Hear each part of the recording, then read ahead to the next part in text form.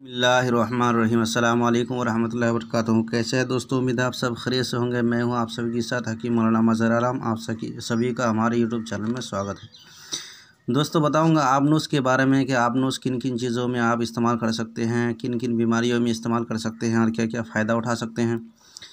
इससे पहले कि अभी तक आपने अगर हमारे चैनल को सब्सक्राइब नहीं किया तो भी सब्सक्राइब कीजिए। तो आबनूस का इस्तेमाल आप ज़ख्मों पर, सैलानी खून, जहाँ खून बह रहा हो कट जाने की वजह से, तो इन चीज़ों में जो है पत्तों को आप पीस करके इसका लेप लगाने से ज़ख़म ठीक होने लगता है और खून तुरंत बंद हो जाता है।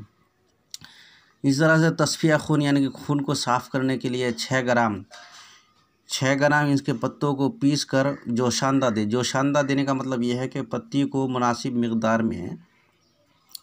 मकदार में पानी डालें और पानी डालने के बाद उसको घूट कर पकाए। पहले घूट कर उसके बाद पकाए। उसको जब खोलने लगे तो उसको उतारने के बाद जो है जब ठंडा हो जाए तो हल्का सा पानी मुनासिब मकदार में मिलाकर तैयार करके इसको पिए। तो इससे पीने से बहुत ज़्यादा खून की सफाई होती है और खून की सफाई से जो है ख़ारिश, खुजली, दाद, दद्दर, चंबल जो भी है वो सारा कुछ ख़त्म होने लगता है।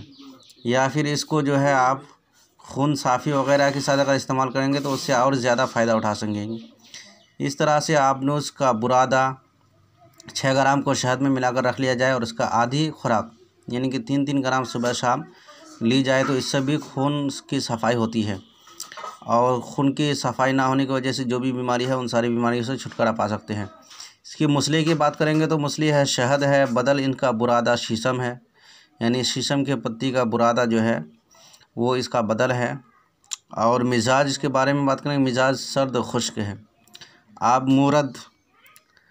बात करते हैं आस मूरद के बारे में। आस मूरद ये 2000 साल से अतिब्बा इसको दवाइयों में, जड़ी बूटियों में इस्तेमाल करते हैं। बहुत सारे इससे फ़ायदे उठाए हैं और यूनानी अतिब्बा को ही ये मकाम हासिल है कि उन्होंने इसको दवाइयों में सबसे पहले इस्तेमाल किया है।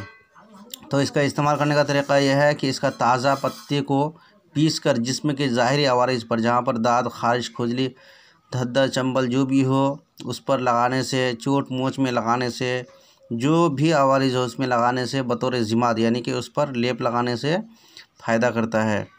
बरगे मूरद यानी कि इसके पत्ते को ताज़ा हो या खुश्क हो, सूखा हुआ हो, उसका जोशांदा निकालने का तरीका वही है कि पानी मुनासिब मकदार में पानी डालें और पत्तियों को डालकर उसको खूब पकाए। जब अच्छे तरह पक जाए तो उसको उतार ले और उतारने के बाद उसको घूट के खूब मिला ले उसको, और यही जोशांदा है। इसका कुल्ली करना, मज़मज़ा करना, गले की ख़राश, गले के फूलना, सूजन को, मुंह की बदबू को, मुंह के अंदर पीप हो, कोई फोड़ा फुंसी वगैरह निकल गया हो, मसोड़े में पीप जम गया हो, मसोड़ा फुला हुआ हो, इन सारे आवारिज़ में बहुत ज़्यादा फ़ायदा करता है। हब्बुल आलास यानी कि इसका जो फल है, इस फल को पीस कर बतौर मंजन जो है इस्तेमाल करना, मसोड़े के तमाम आवारिज़ में, मसोड़े के सूजन, फूलन, पीप वगैरह सारी चीज़ में फ़ायदा करता है।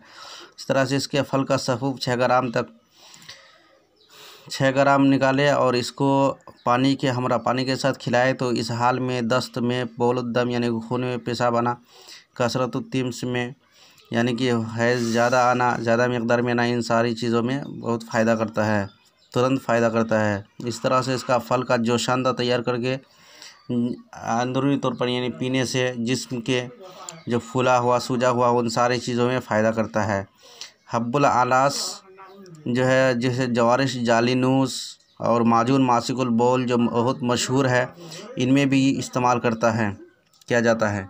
तो उम्मीद है वीडियो अच्छी लगी है तो लाइक, सब्सक्राइब कीजिए और चैनल को और शेयर करना ना भूलें ताकि ऐसे ही वीडियोज़ आप लोगों के लिए लाता रहूं।